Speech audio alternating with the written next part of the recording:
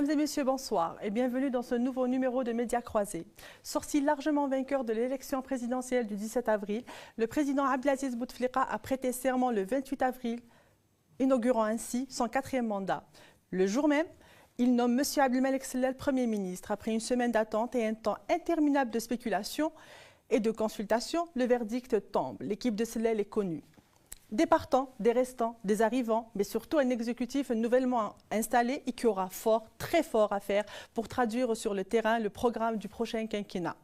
Voilà en gros ce qui a marqué l'actualité nationale de cette semaine et c'est surtout autour de cela que nous parlerons ce soir avec nos invités, monsieur Kamel Menassri, du Jeune Indépendant, directeur de la publication de la rédaction du Jeune Indépendant, et M. Karim Kébir, journaliste à Liberté. Bonsoir. Bonsoir. Donc ce nouveau gouvernement, des surprises, comme je viens de le dire, des partants, des arrivants, il y a ceux qui sont partis, il y a 12 ministres qui sont partis, donc par conséquent 12 ministres qui sont arrivés, une équipe jeune, une équipe de technocrates comme M. Abdelmalek Sellel qui donne l'exemple, qui n'a aucune appartenance partisane. Donc comment vous voyez un petit peu ce nouveau gouvernement ? Bonsoir. Bonsoir. Je crois à mon avis que la composante du nouvel exécutif a été le fruit, enfin d'apparence a été le fruit de négociations parce qu'on avait parlé avant d'un gouvernement d'union nationale, donc ils ont essayé, cela avait tenté d'essayer de convaincre certains partis d'opposition, notamment le FFS, le Parti des travailleurs. Il y avait le MSP aussi qui avait parlé, qu'il avait eu des pressions, en tout cas pour essayer d'intégrer le gouvernement. Donc finalement, après quelques jours, donc, on a eu une équipe dont la caractéristique, comme vous l'avez si bien dit, est essentiellement constituée de technocrates. Il y a aussi, la remarque qu'il faut faire aussi, c'est quand même la présence d'un nombre important de femmes. Une première, à mon avis, je ne sais pas, dans le monde arabe. Il y a 7 femmes dans ce nouveau Exactement, et je pense que le président Bouteflika a essayé un peu de donner l'image quand même d'un gouvernement ouvert, d'un gouvernement qui mise un peu sur la modernité. Et puis ça fait partie aussi de ses promesses de mettre en pratique la fameuse loi qu'ils ont votée dans la foulée des réformes, qui est la présence des femmes dans les assemblées élues. D'autre part, on a constaté qu'il y a certains secteurs qui ont été en proie à des crises. Je pense notamment à l'éducation. Donc rapidement, c'est quelqu'un qui n'a pas. C'est une femme qui a été nommée qui n'a pas passé longtemps. Il y a aussi le secteur de la communication. On a vu M. Msahel qui n'a pas trop duré. Donc c'était vraiment un passage éphémère. Donc dans une certaine mesure, c'est un gouvernement. On a l'impression que c'est un gouvernement qui a été constitué après de fortes tractations, mais aussi il y a l'absence de politique. On n'a pas beaucoup de partis au sein de ce gouvernement. C'était le but. Même le FLN, il a perdu en termes de nombre de ministres. Donc, nous avons l'impression qu'ils ont fini par céder sous l'urgence parce qu'il faut qu'ils se remettent au travail. Il y a des chantiers qui sont urgents, notamment la préparation de l'examen du bac. Et puis il y a la préparation du mois de Ramadan, quand on sait ce que doit mobiliser quand même le gouvernement, comment il doit s'investir. Voilà. Et puis il y a le chantier de la révision constitutionnelle qui est prioritaire. Enfin, même le président l'a rappelé dans son dernier discours. Donc ce gouvernement, à mon avis, il a une connotation technocratique uniquement pour que les gens ne disent pas que demain, cette révision de la Constitution n'est pas le fruit d'une pression d'un parti politique, notamment le FLN, ou d'avoir cédé à cette orientation, mais plutôt ça sera le fruit d'une équipe qui va mettre en place peut-être une commission, peut-être nous ne savons pas comment ils vont préparer cette révision, mais c'est une révision qui sera le fruit d'une équipe, mais qui n'est pas très marquée politiquement. Justement, M. Messari, ce gouvernement, des surprises. Pour moi, c'est un gouvernement. Nous sommes face à une situation inédite. C'est pour la première fois depuis décembre 1999 qu'on se retrouve face à un gouvernement, un cabinet qui n'est pas issu d'une majorité parlementaire, qui n'est pas l'émanation et l'extraction de partis politiques. Je ne pense pas que ce soit un gouvernement issu de tractation. Au contraire, l'absence de partis politiques au sein du gouvernement nous donne à penser qu'il n'y a pas eu de tractation véritable, parce que les tractations déboucheront inéluctablement sur un cabinet multiforme. Peut-être qu'il y en a eu, mais ça n'a pas abouti. Oui, mais... parce qu'il peut y avoir des tractations. Les tractations, je ne pense pas qu'il n'y a eu, parce que ça s'est produit très vite. C'était moins d'une semaine. Il a mis en place son gouvernement moins d'une semaine. Comme j'ai dit tout à l'heure, c'était une situation inédite. Nous avons affaire à un gouvernement dont la composante est issue essentiellement de cadres de fonctionnaires, de commis de l'État. Par exemple, nous avons affaire pour la première fois, oui, 6 Wali au gouvernement. C'est une situation aussi inédite. Nous avons 24 ministres qui ne sont pas partisans. C'est une situation inédite. Et la situation aussi nouvelle, c'est le fait que la majorité parlementaire, nous savons tous qu'un parlement, un gouvernement est l'extraction d'un parlement, d'une assemblée mais actuellement, comme vous l'avez dit, ce gouvernement est fait pour une période de transition. Il a le rôle de transition parce que le grand chantier qui ne sera pas dans l'agenda du gouvernement parce qu'il est confié à une autre personne, une autre personnalité, c'est la Constitution. Maintenant, à ce moment-là, le président de la République avait parlé d'une réforme de la Constitution avant la fin de l'année. Il l'avait signifié lors de la campagne électorale. Donc, c'est le grand chantier qui attend la classe politique entière et surtout tous les acteurs politiques, y compris ceux qui sont dans le gouvernement ou à l'extérieur du gouvernement. Bien évidemment, il y a des dossiers urgents, comme celui du logement. Il faut le finir. On a maintenu Taboun parce que la question du logement en Algérie est le moyen de brasser le maximum de contentement. Donc, il fallait continuer avec le même ministre. Nous avons des postes clés qui reviennent qui sont très importants, comme celui des affaires étrangères. On a maintenu la même personne, M. Lamamra, parce qu'il y a des dossiers qui sont très urgents. Et en plus, Lamamra a fait preuve quand même d'une bonne, d'une bonne gestion de dossiers qui sont en cours. Voilà globalement le premier constat qu'on pourrait avoir, mais ceci dit, c'est un gouvernement inédit dans sa composante et surtout par le fait que probablement, comme pourraient dire certains observateurs, c'est un gouvernement sandwich de transition qui aura pour mission jusqu'à probablement la fin de l'année de gérer les affaires courantes. Au-delà de cela, il y aura probablement le véritable gouvernement, comme ça s'est fait le cas en 2008, lorsqu'on a modifié la Constitution, il y a eu un gouvernement issu de cette réforme. Mais justement, là vous me parlez de transition, c'est un terme qui revient un peu très souvent ces derniers temps. Que veut-on dire exactement par ce terme de transition, non, mais la transition, elle a déjà été dictée par le président de la République. Exactement. Il a dit que ce sera... on va avoir une réforme de la Constitution parce que c'est le grand débat de la classe politique. Tout le monde l'attend sur ce dossier.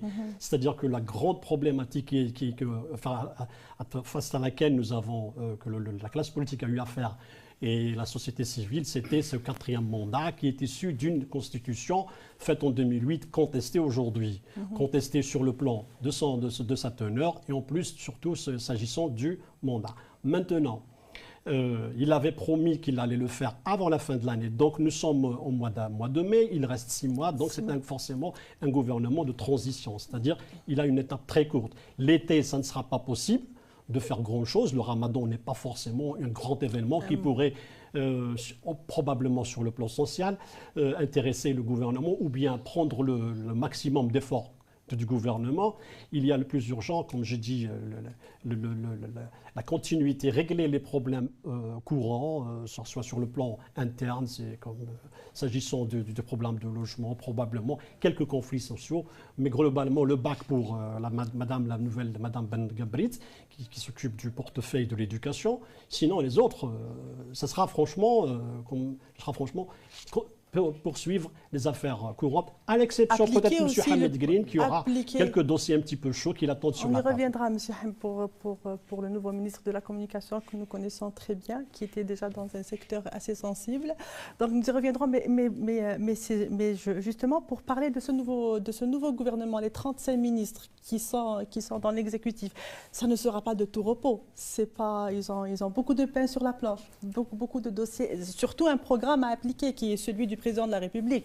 Ils sont là pour appliquer un programme, n'est-ce pas? Mais bien sûr, c'est normal qu'ils sont là pour travailler.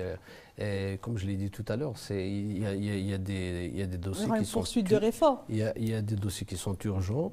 C'est essentiellement la préparation du bac qui arrive. C'est pour bientôt. Et quand on connaît quand même, c'est un sujet qui est très sensible chez les familles algériennes. Ça demande beaucoup d'investissement de la part du gouvernement parce qu'on avait vécu déjà des scandales il y a quelques années. Et puis vous avez aussi le ramadan qui, avec la spéculation, avec le pouvoir d'achat quand même qui est en dégringolade. Donc le gouvernement est appelé quand même à prendre des mesures pour réguler le marché. C'était pas l'avis de M. Moussali. Et je pense que c'est ce qui a coûté la place aussi au ministre du Commerce, Ben Bada. Oui. Au-delà peut-être des considérations politiques, mais c'est beaucoup plus à cause de ça.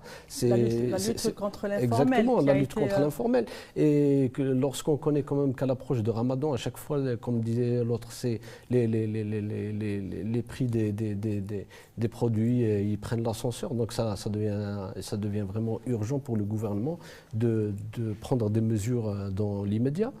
Et puis, bien sûr, je vous dis, pour la révision de la Constitution, j'ai l'impression qu'on a le souci de ne pas laisser aux autres partis de dire comme quoi ce gouvernement est très marqué politiquement, donc voilà une Constitution qu'on va soumettre aux autres. Donc c'est une façon de dire comme quoi c'est un gouvernement qui est plus ou moins neutre, qui va élaborer... La majorité sont des technocrates, on le rappelle. Et voilà. Donc justement, comment on explique ce refus de l'opposition de participer à l'opposition? C'est une tradition en Algérie, l'opposition ne participe pas. Je crois que pour la circonstance, la réponse coule de source du moment que, tel que l'avait dit Mme Louisa Hennoun, que du moment que c'est un... y compris Menasra, donc tant que c'est un gouvernement, y compris aussi M. Abdelaziz Bled, lorsqu'il s'agit, quand ils savent pertinemment que c'est un gouvernement de transition, donc il est là jusqu'à la réforme de la Constitution. Parce que la grande bataille, les grands débats vont commencer à ce moment-là, lorsque le président ouvrira le chantier de la réforme de la Constitution. C'est là que, parce que ça sera le véritable enjeu, ça sera le véritable challenge pour tout le monde, ça sera le véritable rendez-vous pour faire des propositions. Donc, pour la classe politique actuelle, je parle du cas d'espèce actuel. Ce qui nous concerne, c'est-à-dire ce gouvernement, ils n'ont pas participé parce que, sachant pertinemment que c'est un gouvernement de courte durée. Et effectivement, parce que ce qui l'intéresse actuellement, les partis politiques, c'est l'après-constitution ou bien le fondement même de la loi fondamentale. Donc c'est pour ça ce n'est pas une tradition cette tradition concerne, je crois, 2 ou 3 partis. Mais si vous revenez à décembre 1999, nous avons eu pour la première fois un gouvernement baptisé tout à l'heure, un gouvernement mosaïque, qui a regroupé tous ceux qui étaient forcément... C'est la première fois, je pense. Contre la participation du gouvernement et siéger avec ceux qui sont opposés. Je parle ils ont fini par se retirer, je me souviens bien. Pardon ? Après, ils ont fini par se retirer du gouvernement en 1999. Non, mais les ministres sont restés. Khalid Atoumi est resté. Mais elle a changé de casquette politique. Après. Bien évidemment, elle a changé. Pas dans les mêmes partis. C'est-à-dire qu'à la rigueur, l'incident, ils n'ont pas. Le problème était la grève de 2001. Oui. C'est la question de la Kabylie qui a fait retirer. Ce n'est pas le programme en lui-même, ce n'est pas l'idée en elle-même, c'est parce qu'il y a eu un incident qui a fait chambouler toute la stratégie du RCD qui avait maintenant, actuellement, nous ne sommes pas dans ce cas de figure. Nous sommes dans un cas de figure de, comme je l'ai dit, un gouvernement de courte durée. Donc participer à un gouvernement puis se retirer pour 3, 4 mois, 6 mois, ce n'est pas intéressant pour les partis qui ont des programmes. Et en plus, il faut attendre parce qu'après, une fois la nouvelle constitution adoptée, il va y avoir des législatives forcément. C'est à ce moment-là que le véritable gouvernement apparaîtra. Il sera l'extraction du Parlement. Justement, on va regarder. Au-delà de ça, au-delà du fait que c'est vrai que pour certains, en tout cas pour certains partis, parce que si vous prenez en compte les petits partis qui ont soutenu les présidents, ils auraient bien entendu souhaité être à l'intérieur. Donc parfois, c'est des questions de pouvoir, c'est des ambitions. Donc il y a certains qui auraient aimé figurer dans le gouvernement. Mais pour les gens qui ont refusé, au-delà du fait que c'est vrai parce qu'ils savent pertinemment que c'est un gouvernement de quelques mois et ça va chambouler. C'est révélateur tout de même qu'il y a une crise de confiance. C'est qu'aujourd'hui, il y a une grave crise de confiance entre les autorités et la population, entre le personnel politique et la population. Donc, ils se regardent comme des chiens de faïence. Et puis, il y a aussi la différence d'approche sur la question de la transition. Tout le monde parle de la transition, mais chacun a sa propre conception de la transition. La transition, c'est pour ça que vous prenez l'opposition aujourd'hui, elle vous dit qu'il faut qu'il y ait un dialogue, qu'on élabore une constitution et on change pratiquement toutes les institutions, c'est-à-dire c'est remettre tout à zéro.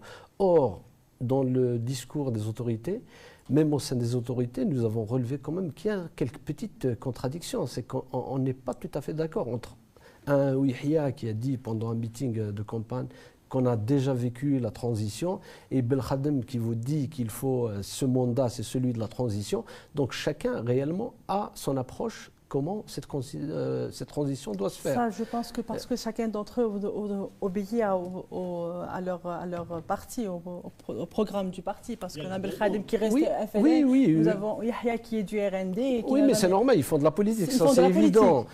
Mais aussi, ils ont une divergence dans l'approche de sortie de crise, parce que pour les gens, pour l'opposition, ils vous disent que les autorités ne souhaitent que faire des restructurations à l'intérieur du régime. Oui, la crise. Pourquoi on parle de crise? Il y a une crise quand même. Quand je dis elle est crise sur le niveau des institutions, oui. Ce n'est pas une crise qui C'est la coupure avec les citoyens, moi, c'est tout ce que je vois comme crise pour le moment. Laissez-moi vous expliquer la chose, c'est que il y a des approches qui ont été faites par d'autres qui ne sont pas partisans, tels que M. Mouloud Hamrouche. Il a une proposition de société qui inclurait l'armée. Ça, c'est une vision, c'est une approche.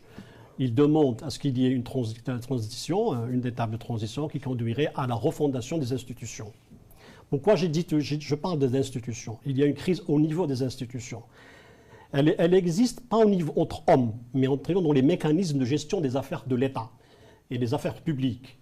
La situation qui a prévalu avant les élections, pendant 2 ans, elle est telle que les institutions fonctionnaient, parce que la constitution actuelle, elle est calquée sur la personne du président de la République. Vous savez que l'article 79, par exemple, oblige le chef du gouvernement ou le gouvernement issu d'une élection d'appliquer le programme du président. Mais le président est absent. Pas de conseil de ministre.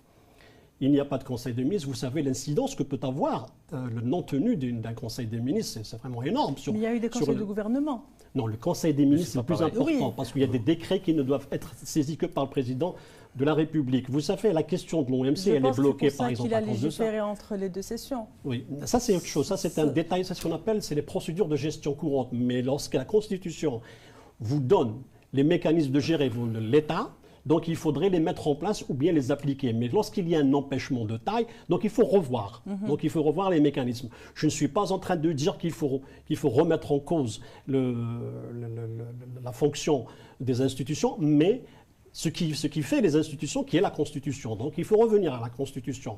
C'est pour ça que l'opposition, quand on dit l'opposition, c'est différent. Maintenant, on a 2 blocs distincts qui apparaissent, qui émergent. Ceux qui prônent une refondation totale de l'institution en allant vers une constituante qui remettrait sur les rails l'idée d'une assemblée constituante, une fondation, d'autres bien. Mais comme on sait que le vainqueur, c'est lui qui fait la loi, c'est un principe universel et historique, c'est que Bouteflika, maintenant, c'est à lui de proposer. Maintenant, tout dépendra de la réaction de l'opposition. Il va soumettre à débat son texte. Oui. C'est comme ça que ça va se passer. C'est comme ça que ça se passe. Et on peut l'accepter comme on peut le refuser. Il y a eu une tentative qui a été faite par Zeroual en 1996 pour la Constitution, pour remettre en cause celle de 1989. Il a quand même réussi. Je ne dis pas que c'est... Je parle en termes de mécanisme. C'est le fait d'avoir attiré le maximum de classes politiques oui. pour aller vers une constitution qui soit acceptable par tous, bien qu'on pour lui reprocher beaucoup de choses à cette constitution. Bien évidemment, il y a eu celle de 2008, mais qui a consacré un fait nouveau et un fait probablement, un fait contesté, c'est celui des mandats. Maintenant, il faut aller vers une nouvelle constitution et c'est le rôle de l'opposition, de la classe politique, d'aller vers ce débat, d'aller vers cette démarche-là, que ce soit en parallèle avec la suite propose le président de la République. Sinon, ils peuvent faire leur propre proposition et dériver à une solution médiane. Parce que, qu'est-ce qu'elle a dit, Bouteflika? Il a parlé de consensus. C'est d'arriver à une constitution, une loi fondamentale de consensus. C'est ce consensus-là qu'il faut, je pense, vers lequel aboutir d'ici avant la fin de l'année. Je crois que, en tout cas au niveau de l'opposition, même il y a beaucoup d'initiatives, en tout cas il n'y a pas uniquement que la coordination, ils lancent le message comme quoi qu'ils sont disposés à travailler avec le pouvoir. Ils le disent, c'est-à-dire à discuter. Mais après, lancé, je les vois mal. Mais après, justement, c'est les mécanismes. Je ne sais pas comment ça a été fait. Est-ce que c'est des invitations personnelles? Parce que, à mon avis, ils doivent discuter sur une feuille de route. C'est là aussi. C'est un débat qui va être lancé. Où il y a les divergences entre l'opposition et les autorités. C'est à ce niveau-là. Mais tous aujourd'hui sont convaincus que personne ne peut faire sortir le pays de la crise seul. Donc ça doit être un travail en commun, ça doit être un travail consensuel. Dans son discours d'investiture, le président Bouteflika l'avait précisé. Il le dit, l'opposition le dit, mais nous ne savons pas à ce jour comment ça va se faire. Ça, c'est une question ça sera une question de table. Il faut se mettre autour d'une table et en parler. Sinon, bien sûr, tout le monde ira vers. Vous savez, une constitution n'est pas faite que par les partis politiques, donc c'est toute la classe politique, bien sûr. Il y a des personnalités, la société civile, tout le monde peut participer. On a eu un projet de constitution qui a été initié en 2001. La commission elle était en charge, mais elle a abouti à la constitution que nous savons. Mais en réalité, la prochaine étape, parce que comme je l'ai dit tout à l'heure, c'est cette question, il faut régler les problèmes des institutions, il faut régler les problèmes des prérogatives, il faut régler les problèmes des compétences. Donc c'est ça. Donc si le président est responsable d'une institution, le Parlement doit être responsable d'une institution, l'exécutif aussi, il faut délimiter cet espace-là, délimiter les prérogatives et arriver vers une constitution qui évacuerait les crises qu'on a eues, c'est-à-dire les tensions qu'on a eues jusqu'à présent. Parce qu'on ne peut pas parler d'une constitution de réforme si on ne s'est pas rendu compte que ça pose problème. Oui. Bien sûr. Justement, nous allons regarder ensemble une de la presse de cette semaine, quelques journaux.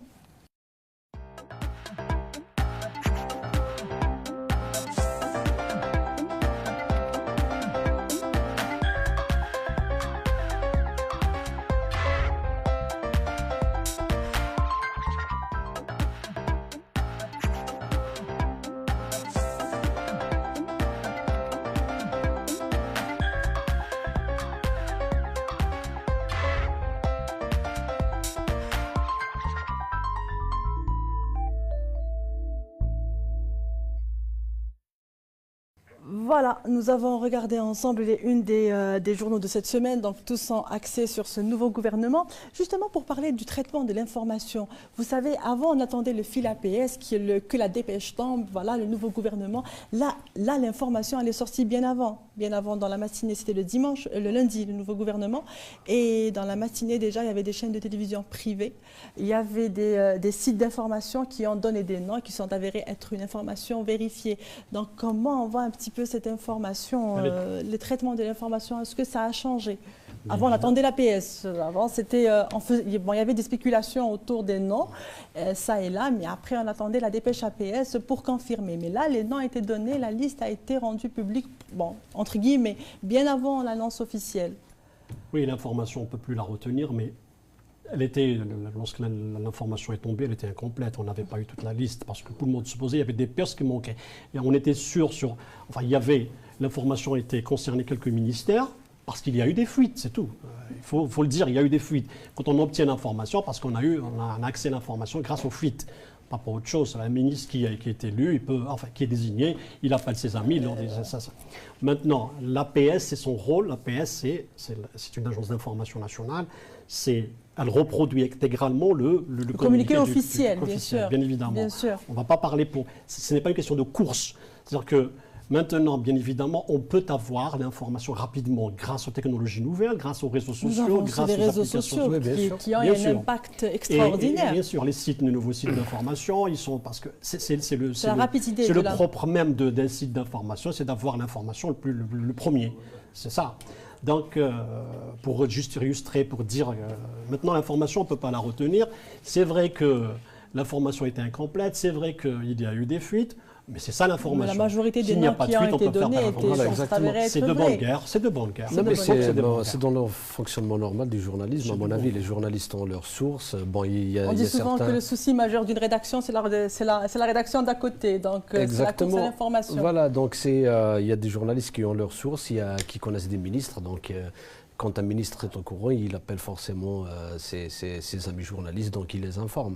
Mais l'agence, comme l'agence officielle, c'est pas une agence qui est dans la logique de la course ou de la concurrence, mais beaucoup plus pour donner une information vraie, Vérifiée. crédible et qui est Sourcée, reprise par crédible. tous les journaux. Elle a ses abonnés, donc elle doit leur fournir une information complète. Donc ils Non, mais attendent... c'était pas, moi je ne parlais pas de à l'APS, ce c'est clair, que- le rôle de l'APS est connu de tous.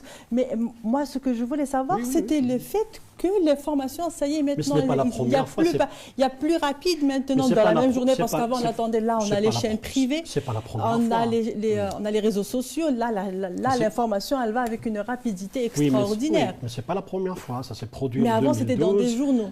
Non, ça s'est produit en 2009 dans les réseaux sociaux, ça s'est produit en 2012 aussi. Le gouvernement, oui, il y a 1 et 2, 3 et 4, c'est la même chose. Le gouvernement, c'est là 2 et 3. Il y a eu des fuites, donc on était au courant avant même que l'APS ne donne la liste. Après les élections, après la réforme de la Constitution, il y a eu un nouveau gouvernement, pratiquement était le même, mais c'était la même chose. Donc les réseaux sociaux sont présents, non pas comme depuis d'aujourd'hui, depuis une semaine, 10 jours, mais depuis longtemps. Maintenant, il faut s'habituer, il faut se faire avec cette nouvelle environnement. Le fait que l'information peut provenir, mais attention, c'est-à-dire qu'il ne faut pas tomber dans le piège, parce que c'est donné en premier que c'est forcément vrai. Exactement. Donc il faut toujours recouper, vérifier l'information, trouver d'autres sources pour confirmer et faire les recoupements. Bien évidemment, dans ce cas qui nous concerne, la course au scoop, la course à la primauté, fait en sorte à ce que... C'est l'essence même de l'existence Voilà, du mais journalisme, ce n'est bien pas... sûr. Je trouve qu'on doit s'habituer à ça, trouver ça normal. Mais justement, en parlant du secteur de l'information et de la communication, nous avons un nouveau ministre qui paraît très bien connaître les rédactions parce qu'il était directeur de la communication dans un opérateur de téléphonie mobile. Et donc, comment vous percevez un petit peu l'arrivée de M. Hamid Kirin à la tête du ministère de la Communication? Une surprise? Beaucoup de surpris. Oui, bon, enfin, une surprise. On s'y attendait pas. Oui, un peu moins, mais en tout cas, c'est l'arrivée de quelqu'un quand même qui connaît le secteur. Très bien le secteur, il maîtrise. C'est pas un inconnu. De l'intérieur comme de l'extérieur, Voilà, je il a beaucoup de relations dans les médias, dans les journaux. Donc c'est quelqu'un qui est pratiquement dans le circuit. Lui-même, il était journaliste. Il a écrit. Il a écrit. Bon, il arrive à un moment tout de même un moment charnière où le paysage médiatique est en train d'être chamboulé à travers l'arrivée des nouvelles chaînes de télé, l'ouverture à l'audiovisuel et tout. Donc quand même, il a beaucoup de pain sur la planche. Bon, mais c'est vrai qu'il ne faut pas maintenant juger avant de le voir à l'œuvre. Donc on va attendre et le juger sur pièce. Je pense que le ministère de la Communication, quand même, c'est le département qui a consommé le plus de oui, c'est un secteur très sensible. Ça a toujours été le cas. C'est un collègue, un confrère qui prend les commandes de la communication. Il n'est pas le premier, donc il y a eu avant lui Mohamed Serid qui était de la même salle, qui était journaliste. On a eu Azdine Mihoubi et bien d'autres qui étaient des journalistes issus du métier. On a eu Hamad Rehab Chawki aussi. Oui, issus du métier, donc il n'est pas le premier. C'est une surprise. Moi, je trouve que ça serait ce serait au contraire, ça serait bien d'extraire quelqu'un du secteur qui connaît le secteur, parce qu'il a le double. sûr. Hamid Green, il a le double regard, celui d'avoir été lui-même journaliste. Il connaissait les pressions qu'il subissait, les contraintes du travail d'un journaliste. Il comprend mieux la mentalité d'un journaliste. Et en même temps, l'autre regard, c'est d'avoir lui-même eu affaire à la presse. Donc c'est cette double casquette qu'il a eue qui pourrait probablement lui faire comprendre et lui faire... c'est-à-dire, non, oui, pas simplement les gens, mais comment c'est-à-dire l'attitude à avoir avec ses confrères parce qu'après tout, s'il restera toujours un confrère, même quand il quittera le gouvernement, il restera un confrère.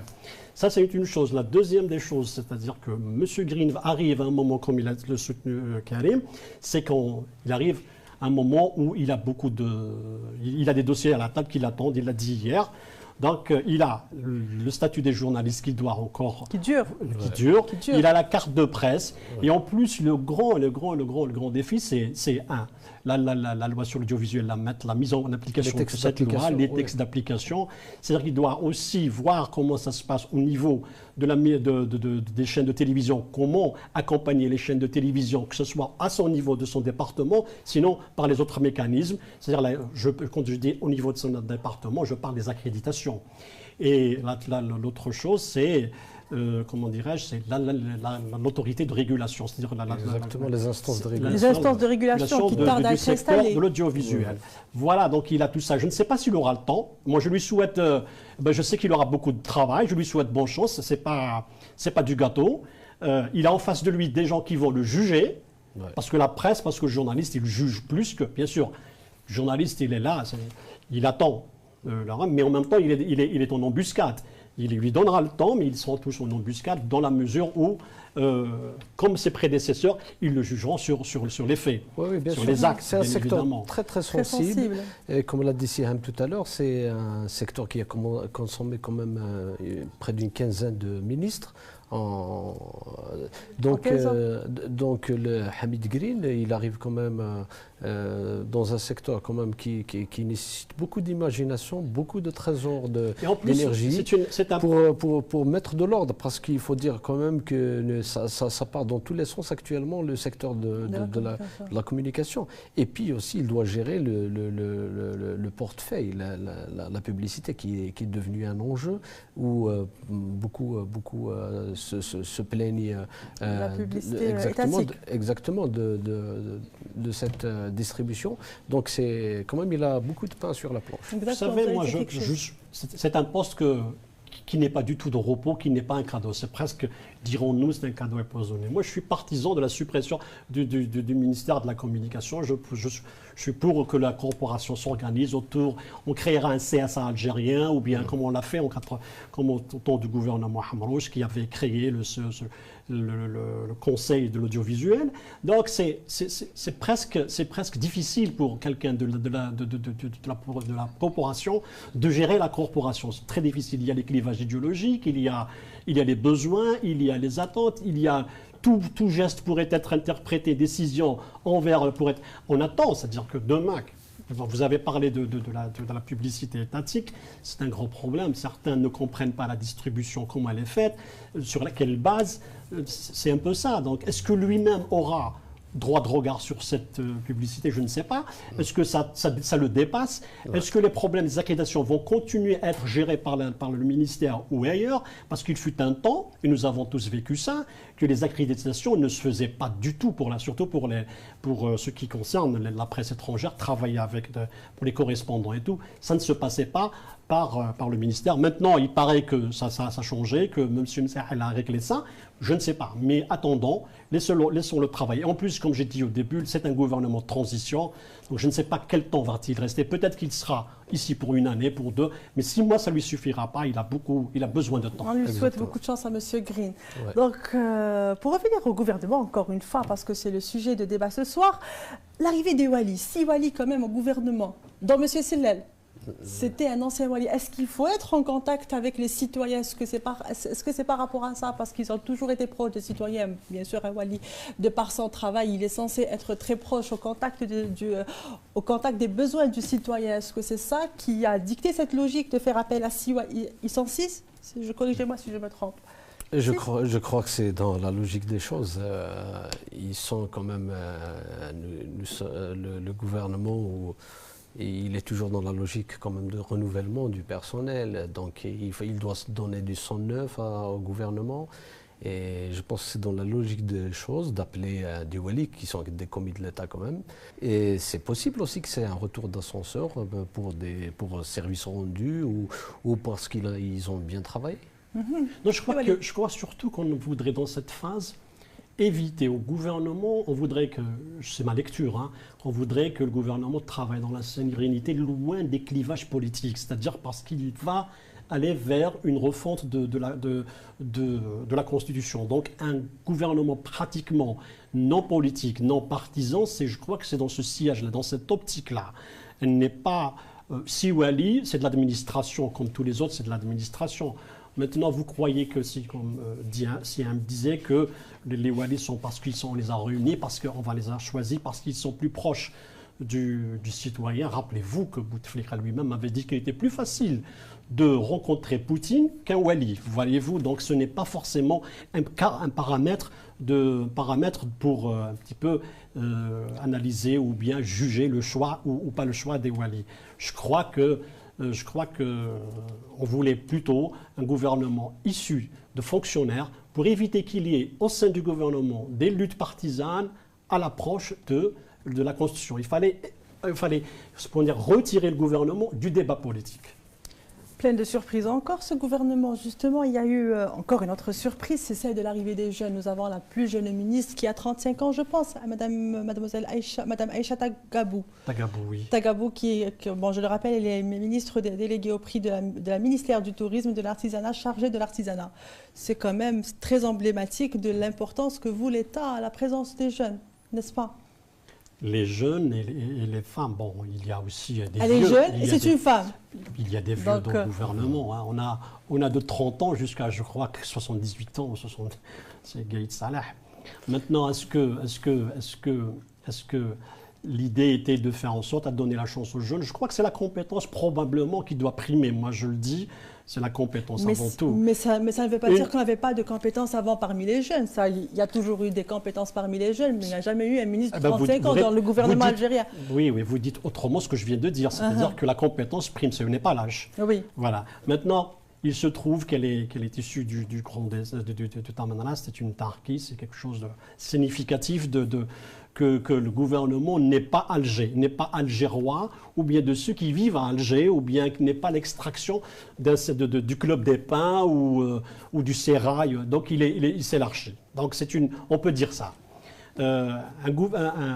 Deux ministres, de responsables au sein des ministères, je crois que l'enjeu est là. Je crois qu'on voudrait donner au secteur du tourisme un coup de pouce ou bien le booster vous avez les énormes projets qui sont en cours. Nous avons au niveau de l'artisanat, comme au niveau des constructions des hôtels, et puis parce qu'on a besoin d'une économie de service. La promotion du tourisme, tout simplement. Oui, là, nous avons quand même 1200 km des côtes qui, je dirais, sont très mal exploitées. Oui, c'est pour ça qu'il faut créer une économie de service.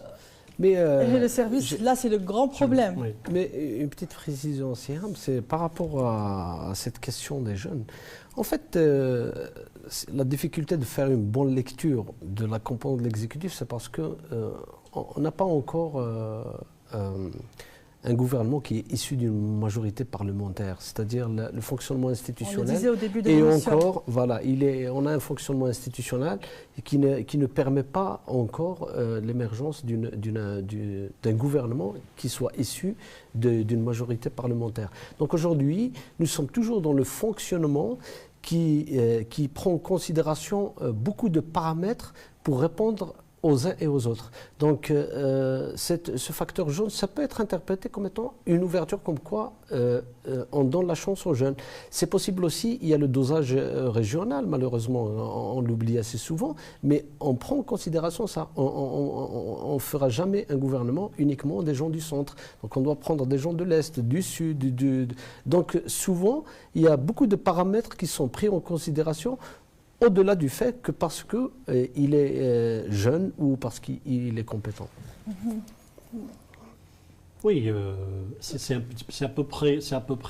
C'est-à-dire que la formation actuelle, dans le cabinet actuel, il reflète quelque chose d'inédit, comme je l'ai dit tout à l'heure, de par sa composante, et surtout le fait, comme vous l'avez si bien dit, c'est le fait qu'il n'est pas partisan, il n'est pas l'extraction de partis politiques rompus, les politiciens, parce que généralement, ce sont des militants, ce sont des gens qui ont affaire au dossier, et qui savent pertinemment gérer les étourdissants rouages du système, ils les connaissent, donc ils sont habitués au ministère. Probablement, nous avons vu qu'un ministre part d'un secteur, il va vers un autre, il a déjà l'expérience acquise. Là, on a projeté des gens qui n'ont pas exercé, qui n'ont jamais été à les part. 12, je pense, n'ont jamais exercé. Les 12, les 12 oui, qui n'ont pas exercé. Qui n'ont pas exercé. Non, même quand vous parlez de wali, un wali n'a pas exercé. Un wali, c'est quoi? C'est une administration, c'est un bureaucrate. Maintenant, quand on passe à un degré élevé qui est un ministère, c'est autre chose. C'est d'autres engagements, d'autres obligations, et ça change. Nous avons aussi un secteur aussi sensible que celui de la communication, qui est celui de l'éducation. Il y a eu beaucoup de remous ces derniers temps. Donc j'imagine que Mme Benrabrit aura grand à faire et gros à faire pour ce secteur, parce qu'il y a eu beaucoup de grèves depuis le début de l'année. Je pense que les élèves ont accusé beaucoup de retard. Nous sommes à moins d'un mois des examens de fin de cycle. Donc comment vous voyez tout cela? Baba Ahmed, à mon avis, il a payé justement pour sa gestion chaotique du secteur. Il n'a pas su un peu éteindre tous les incendies dans le secteur. C'est quelqu'un qui, enfin, selon nos informations, qui a fait le vide autour de lui au niveau du ministère. Donc il ne faisait pas vraiment consensus parmi les cadres du ministère. Et il y avait même des contradictions dans les déclarations, si je me souviens. Et sa gestion quand même dans ce dialogue avec les syndicats qui n'a pas été très très efficace. Et donc à mon avis, c'était pour les autorités, c'était urgent quand même de mettre quelqu'un qui va renouer les fils du dialogue avec les syndicats. Mais maintenant, il faut se poser la question, est-ce qu'il y a une volonté aussi, parce qu'il a annoncé quand même qu'il y a des réformes, est-ce qu'il y a une volonté de donner à ce secteur d'aller justement vers une réforme du secteur de l'éducation, parce que comme on l'a dit pour d'autres secteurs aussi, l'école a besoin d'une véritable réforme. Est-ce que le nouveau ministre est capable? Et c'est ça, à mon avis, son défi. Comme c'est quelqu'un qui est issu quand même du milieu universitaire, voilà. Donc j'imagine qu'elle a son idée un peu pour sortir ce secteur de je crois que le plus grand challenge qu'il attend, c'est bien évidemment le bac, les examens du bac. Parce qu'il y a eu quelque chose qui il ne faut pas accabler M. Baba Ahmed, parce qu'il a hérité d'une situation. Donc lui aussi, tous ces mouvements de grève et de débrayage, ils étaient antérieurs à sa nomination. Donc lui, il a pris le terrain en marche, il encaisse. C'est-à-dire qu'il devait absorber, mais il ne l'a pas pu pour des raisons de temps peut-être, pour des raisons de règlement, de négociation, pour des raisons autres qu'on pourrait lui imputer personnellement. La seule chose probablement qu'on pourrait lui imputer, c'est le fait d'avoir annoncé qu'il pourrait y avoir une session de rattrapage de bac, alors que...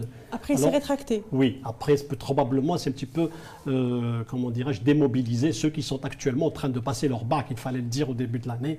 C'est-à-dire que le secteur de l'éducation cette année, il a brillé par les grèves. Il y a aussi un grand phénomène dont la presse ne parle pas beaucoup, c'est le fait que beaucoup d'enseignants veulent partir en retraite anticipée et la CNAS refuse. Il y a beaucoup d'enseignants, ça crée ce qu'on appelle une hémorragie. Il y a une hémorragie, il y a ce qu'on appelle une démobilisation au sein. Vous parliez de réforme, je suis d'accord avec vous, à condition que ce ne soit pas des réformettes. C'est-à-dire qu'on règle un problème. On a eu déjà la commission Benzaro. Oui. Oui, voilà, donc il faudrait aller vers un travail de profondeur, c'est régler les problèmes de statut, régler les problèmes de salarial, en plus revenir à ce qu'on appelle des réformes.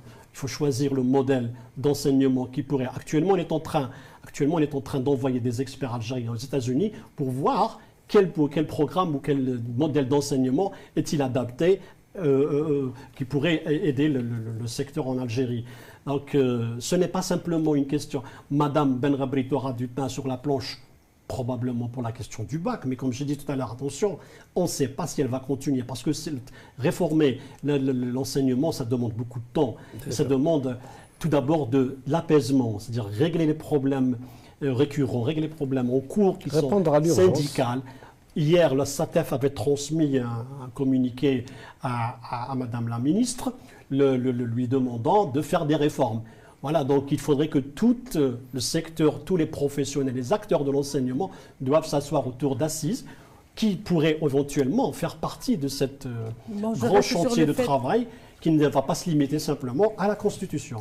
Vous savez, bon, je reste sur le fait que la préparation des examens est la plus urgente pour le moment. C'est surtout, il faut rassurer les élèves quand même. Mais là, vous parliez, est-ce qu'ils auront le temps? Mais là, moi, je pense qu'un ministre, lorsqu'il est installé, il faut s'adresser à la personne morale, non pas à la personne physique.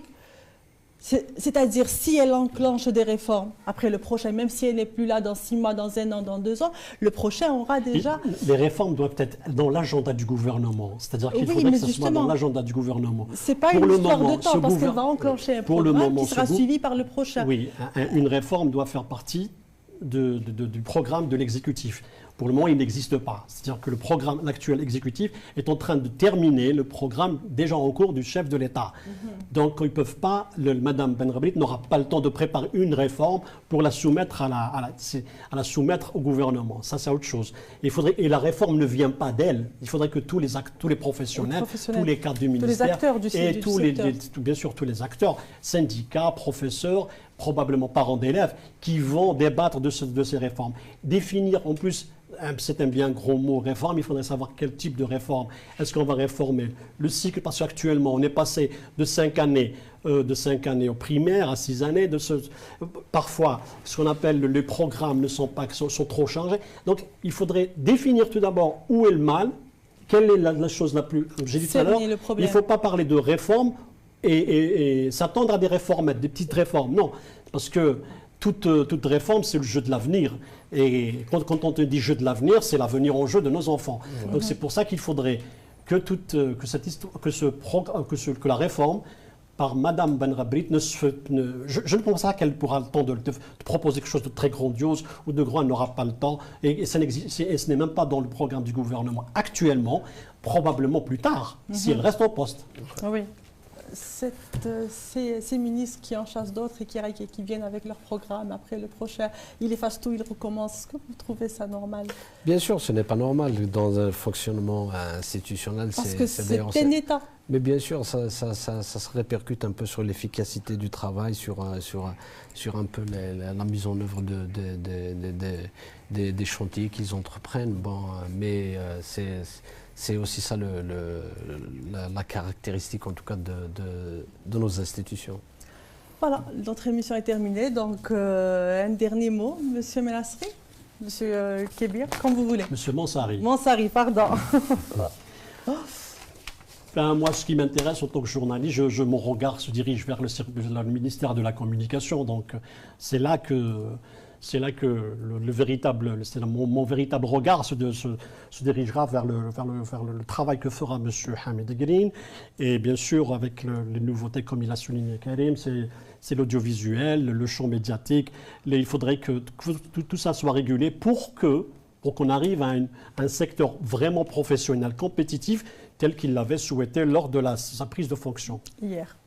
Moi, j'espère que le gouvernement il va prendre en considération, en tout cas, toutes les revendications sociales. Et puis, quand même, la situation n'est pas tout à fait rose qu'on le pense. Donc, j'espère qu'ils ont la conscience pour prendre à bras le corps tous les problèmes. Voilà. Mesdames et messieurs, nous arrivons à la fin de cette émission. Exceptionnellement, pour cette fois-ci, nous avons eu un seul sujet de débat qui était la formation du nouveau gouvernement. Je vous redonne rendez-vous la semaine prochaine. Merci à vous, merci à toute l'équipe qui m'a accompagnée ce soir et je vous dis à la semaine prochaine. Merci.